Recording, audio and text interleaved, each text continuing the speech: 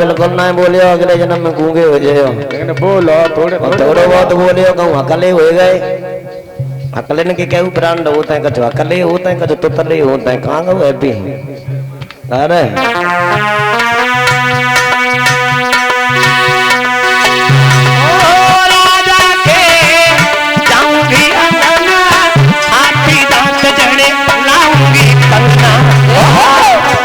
मैं तो हो जाऊंगी माला माल बधाईगा बहना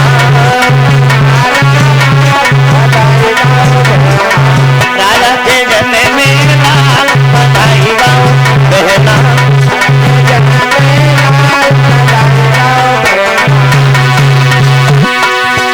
ओह दूजी सखी बोली मोई कंगना न चाहिए मैं तो हार लूं घर गंगा बधाई बहना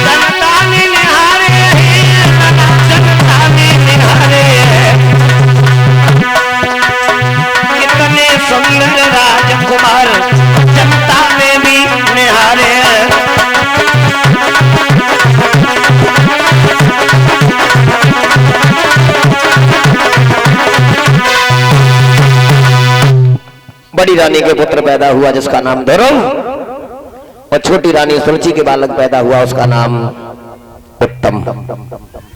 दोनों बालक समझदार होने लगे हैं। और एक बात याद रखना भैया, भाई भाई का प्यार अलग होता है। दोनों की माताओं में दुश्मनी है। मैया सुनीत के उज्जवल विचार है, छोटी रानी सुरुचि है वो सुनीत को देखना नहीं चाहती। मगर ध्रुव और उत्तम में दोनों में प्यार। धीरे धीरे ध्रुव और उत्तम दोनों भैया आंगन में समझदार होने लगे। जब बड़े होते हैं तो कभी कल्पना कर रहा है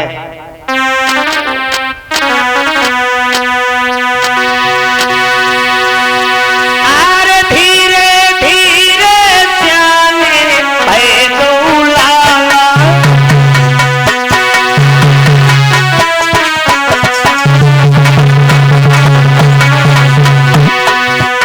दोनों राजकुमार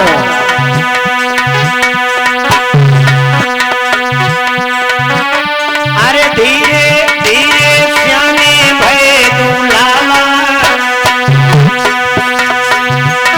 और सुंदर सुगर स्वरूप उमर के बाला।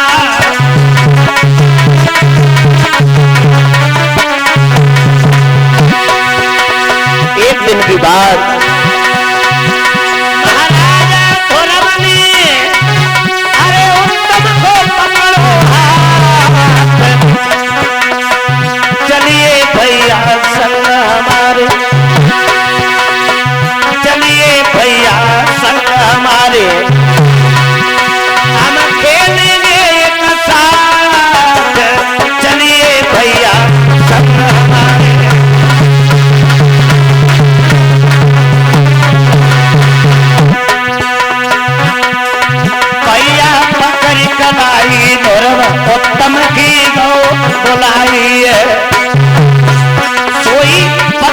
बुलाई, धर्म उत्तम की सब बुलाई।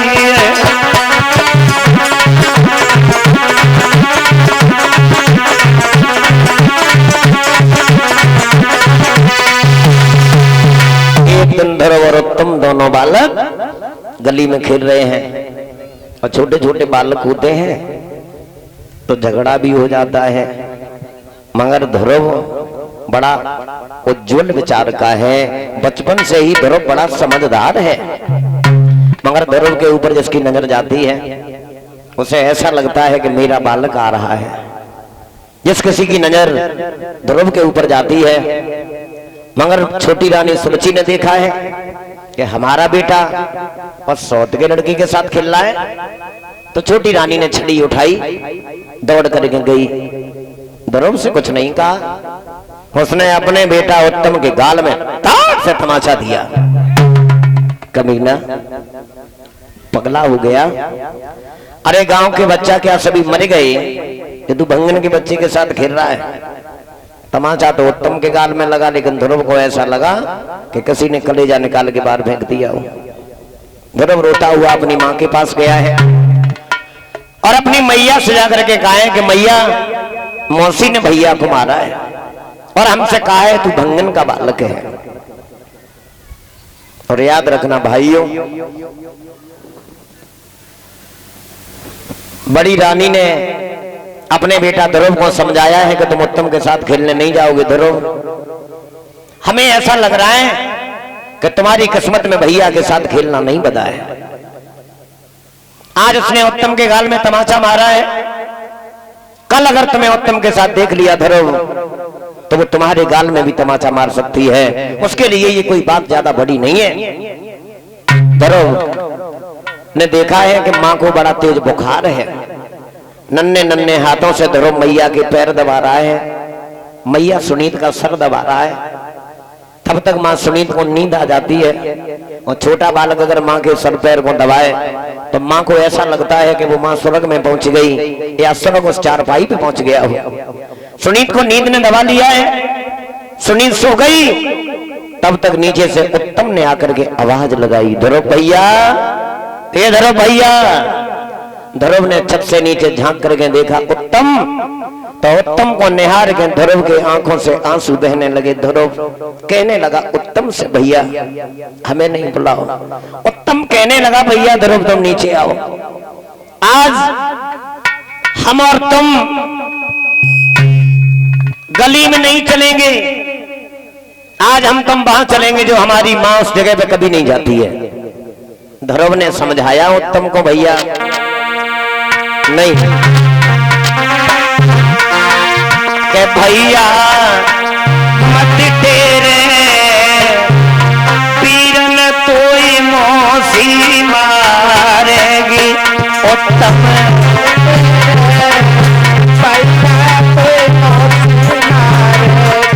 हेलो कहने लगा ध्रुव उत्तम से, भैया अरे तू तो बेटा रानी को जाओ,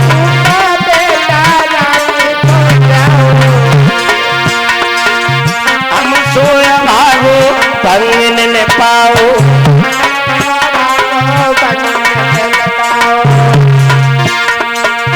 छाती मत फाड़े, हिरन तोई मौसी मारेगी। छाती मत फाड़े, भैया तोई मौसी मारेगी।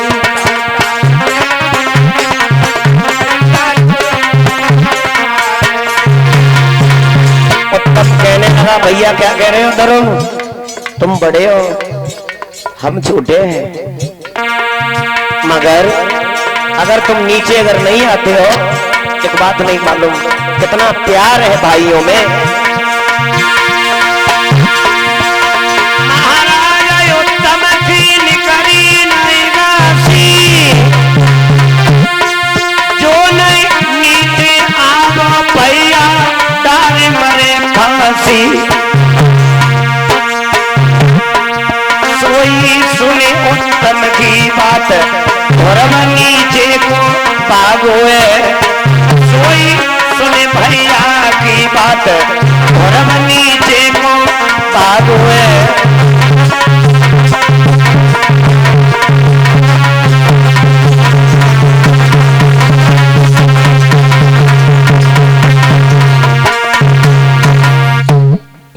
भाग करके नीचे आया, उत्तम को हृदय से लगाया है, जवाब दिया, भैया ये ना सोचो हम तुमसे नाराज हैं, हमें अपना दुख नहीं है, अगर हमारे गाल में तमाचा कलर लग जाता तो हमें इतना दुख नहीं होता। गले से लग करके दोनों भैया मिले, जवाब दिया है उत्तम ने, आज हम और तुम पिता के दरबार में चलेंगे। राजा उत्तानपाद का दरबार लगा है, ध्रुव और उत्तम दोनों बालक राजा की कचहरी में पहुंच गए हैं। ध्यान देना बंधु, राजा ने दोनों को आता हुआ देखा है।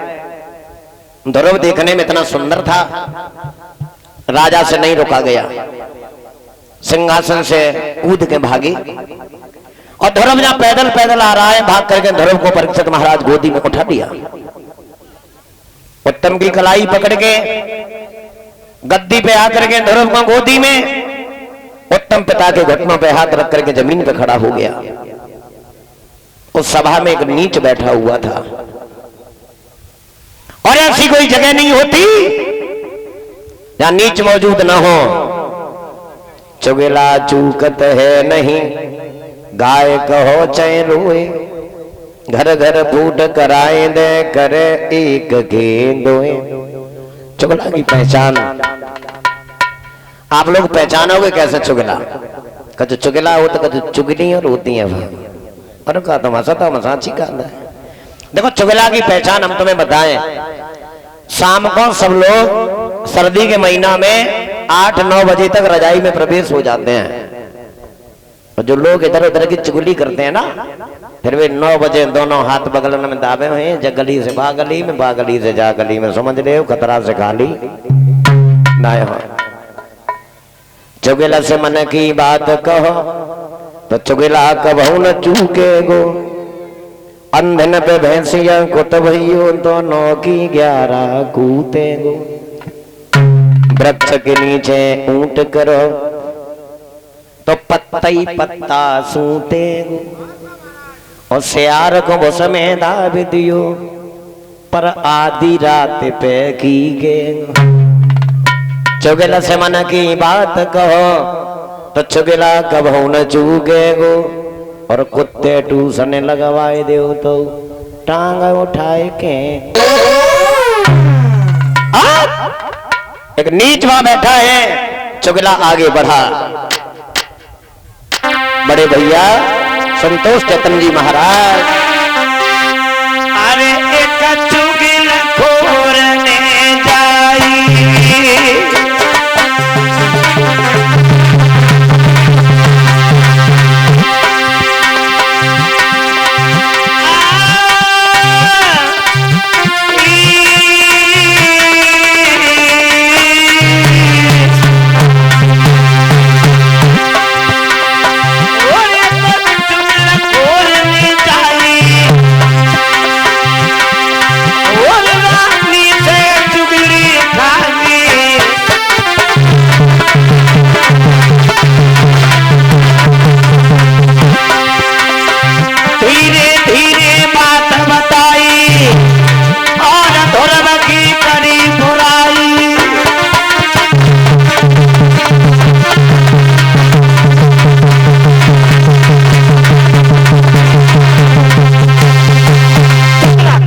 छोटी रानी, मैंने देखा तुम्हारी सौत का बेटा तुम्हारे पति की गोद में बैठा है, भरे दरबार में। दरबार में छोटी भीड़ नहीं है, बड़े लंबा दरबार लगा है महाराज का, और तुम्हारी सौत का बेटा तुम्हारे पिया की गोदी में बैठा है, और तुम्हारा बेटा जमीन पे खड़ा है। पैर का तनका छोटी रानी कभी सर पे सवार नहीं हो सकता। अरे हमसे तो देखा नहीं गया, मैं तो सभा से निकल के चला आया, वैसे हूं करेला कड़ू हो तो। छोटी रानी ने छड़ी उठाई, भरे दरबार में पहुंच गई। महाराज उत्तानपाद की तरफ अंगुली हिलाती हुई बोली, महाराज ध्रुव को जाकर के गोदी से खींच के जमीन पे पटका,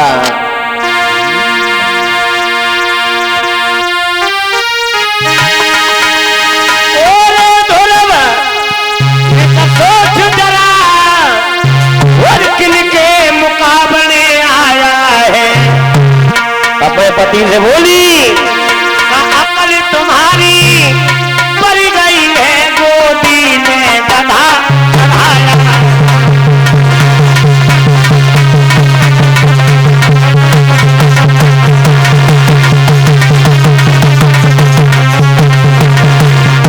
पागल हो गए हो, पागल हो गए। अरे दरबार में किसी की हिम्मत नहीं पड़ी, मुझे आना पड़ा। और सुना,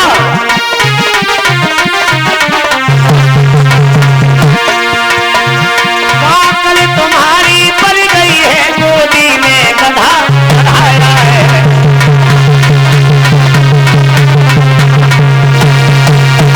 जवाब दिया, निकल करो इस सभा से। अगले जन्म में तूने भजन किया होता तो मेरी कोख से पैदा होता, उस भंगन की कोख से पैदा नहीं होता। पर जवाब तो बिल्कुल सच है। जिन लोगों ने अगले जन्म में भजन किया है, शुभ कर्म किए हैं, उन्हें हमेशा अच्छे घर में जन्म मिला है। परीक्षित महाराज, ज्यादा बड़ा कोई आदमी हो, ज्यादा बड़ा पैसे वाला हो, ज्यादा बड़ा सम्मान में बढ़ोतरी करने वाला हो, ज्यादा बड़ा जिम्मेदार हो, राजा हो, महाराजा हो, ताकि कह तो एक लड़का हो और एक ना हो तो भगवान की दुआ से एक ना सो कोई सेकंड हैंड खोपड़ी की कोई बहरे एक आध अंगा भंगा तो है ही हमारा। हाँ बिल्कुल। और जहाँ रोटी खाए की व्यवस्था ना है, तहाँ लड़ी लड़न की कमी ना है। माँ सुरछी ने धर्म के गाल में तमाचा मार दिया, लोगों लल्ला मौकी पर जमीन गिर गई। भरे दरबार में किसी की हिम्मत ना पड़ी जो गरीबनी के पुत्र को उठा ले। एक बात और बताएं, गरीब के लड़का पे हर किसी का हाथ उठ सकता है, मगर किसी अमीर के पुत्र पे हर किसी का हाथ नहीं उठता है। मगर इस संसार में किसी को गरीब नहीं समझना लोगों। न जाने अपनी किस्मत से कौन कहां पहुंच जाए, बाद में रोना आता है केवल। जल से पतला कौन है, कौन भूमि से भारी, कौन हवा से तेज है, कौन काजर सौकारी। जल से पतला ज्ञान है, पाप भूमि से भारी, मन हवा से तेज है, कलंक काजर सो। किसी को इतना हुआ गिरा मत समझो। और अगर किसी के बेगुनाह एक तमाचा मारा है तो दोनों गाल अपने तैयार रखो। आज धर्म रोता हुआ चला है, मैया नींद में सो रही है। माँ की ममता बेटा के लिए बेतार का जोड़ा तार होता है। जिस माँ का पुत्र परदेश में नौकरी कर रहा हो, फौज में हो या कोई सरकारी सर्विस में बाहर, अगर आधी रात के भी समय उस पुत्र पे कोई मुसीबत है तो माँ का वो प्यार होता है कि माँ को घर पे एहसास हो जाता है हमारे पुत्र पे कोई मुसीबत आ गई है। दुनिया में प्यार करने वाले तो बहुत हैं सज्जनों, मगर माँ जैसा प्यार देने वाला कोई नहीं है। बचपन से जिसने पाला, गोद खिलाया है, और पिता ने अंगुली पकड़ के चलना सिखाया है। माँ के प्यार की याद आती है तो वो स्वर्ग वाले दिन अब चले गए। बचपन में कभी कभी सोचा करता हूँ, हे दीन बंधो तू कितनी अच्छी है, तू कितनी भोरी है, प्यारी प्यारी है।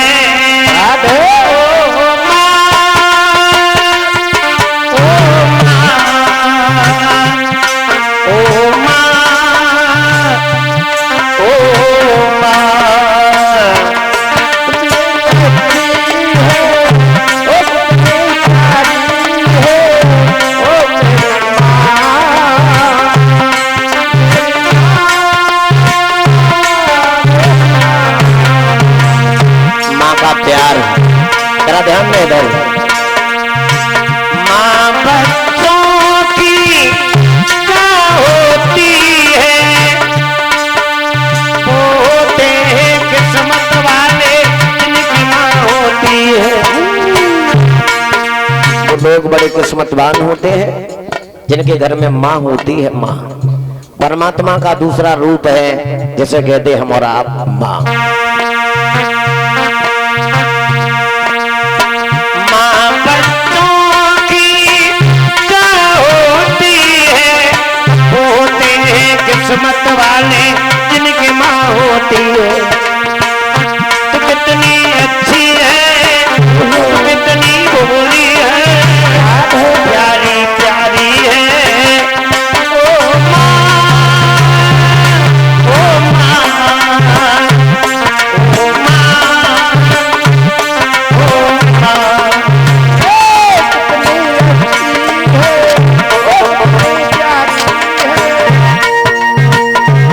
आवाज बढ़ा बेटा जी।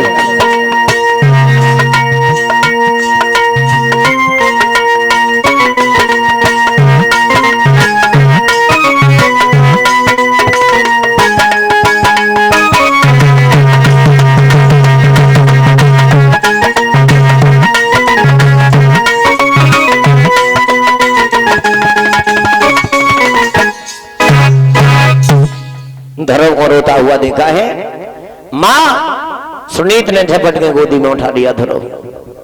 अरे कौन है वो जिसने जलती हुई आग में घी की आहुति लगा दी? धर्म